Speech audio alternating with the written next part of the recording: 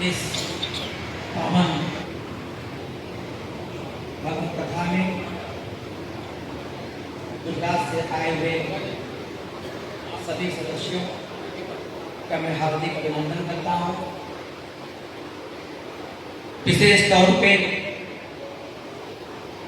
आदरणीय प्रफुल्ल जी महाराज जी को मैं अपने हृदय के आंतरिक भावनाओं से नमन करते हुए हृदय द्वारा सींचे गए पुष्प गुच्छों से काशी की इस पावन धरती पे आपका वंदन करते हैं, आपका अभिनंदन करते हैं, आपका नमन। क्योंकि मैं काशी से हूँ और प्रतिदिन मैं रात्रि को बाबा विश्वनाथ के दरबार में या महामृत्युंजय के दरबार में हाजिरी लगाया करता हूँ। कहते हैं कि संतों और महात्माओं के दर्शन कब होते हैं जब किसी इंसान के पूर्व जन्म का पुण्य जागृत होता है। आज निश्चित तौर पे हमारा कोई पूर्व जन्म का पुण्य जागृत हुआ कि काशी की इस पावन धरती पे आदरणीय महाराज जी का दर्शन हमें प्राप्त हुआ। और मैं ये आग्रह करता हूँ और साथ में घोषणा करता हूँ कि अगले वर्ष अप्रैल महीने में महाराज जी की कथा गंगा किनारे होने वाली है।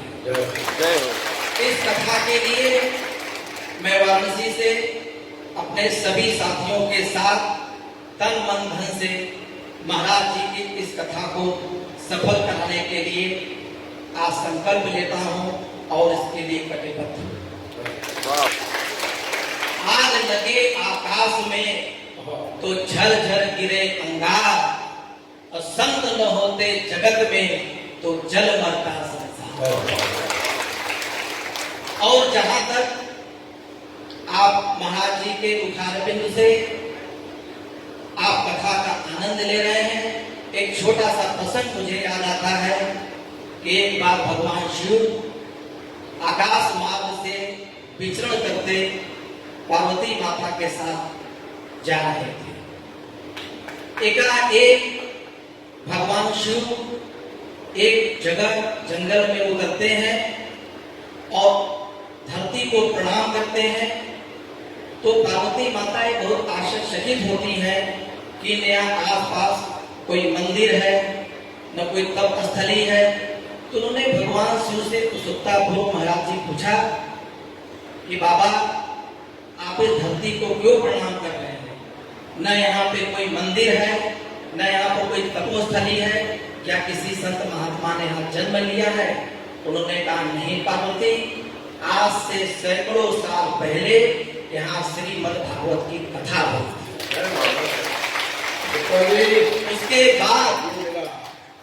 उसके बाद एक दूसरा प्रसंग आता है जिसे सुनकर आप रोमांचित हो जाएंगे। इस होटल के मालिक यहाँ बैठे हुए हैं। मैं आपको बताता हूँ इस जगह का महत्व आज के कथा के बाद क्या होगा। दूसरे दिन महाराज फिर भगवान शिव पार्वती जी के साथ विचरण कर रहे थे और पुनः उस धरती पर दूसरी जगह उतरते हैं। तो पार्वती माता कहती क्या प्रभु यहाँ पे भी कभी श्रीमद् भागवत की कथा हुई थी? बाबा ने कहा नहीं। तो कहा आप इस धरती को क्यों प्रणाम किए? कहे पार्वती मैंने इस धरती के कुंडली को देख लिया है, आज से हजारों साल बाद यहाँ श्रीमद् भागवत की कथा होगी। ये भागवत का महत्व है। कहते हैं कि गीता जैसा कोई ग्रंथ नहीं है और हरिनाम जैसा कोई मंत्र नहीं है और गुजरात में प्रफुल्ल महाराज जी जैसा कोई संत नहीं है। तो मैं ज्यादा समय न लेते हुए गंगा के किनारे आप लोगों को अभी से आमंत्रित करते हैं कि आप ज्यादा से ज्यादा संख्या में उस समारोह में आइएगा। और उस समारोह जहाँ पे होने वाला है उसके ठीक उस पार गंगा के महाशमशान मणिगंगा घाट है, जहाँ मणिकंटेश्वर महादेव का मंदिर है, जहाँ ने आपने राजा हरिश्चंद्र की कहानियों को सुना है। तो वो कथा एक जीवन का आपका एक अलौकिक कथा होगा और आपको उस कथा में आनंद मिलेगा। तो उस कथा में आप अभी से ही तैयारियों में लग जाइए और उस कथे में आप सादर आमंत्रित हैं। इन्हीं शब्दों के साथ मैं पुनः महाराज जी के श्री चरणों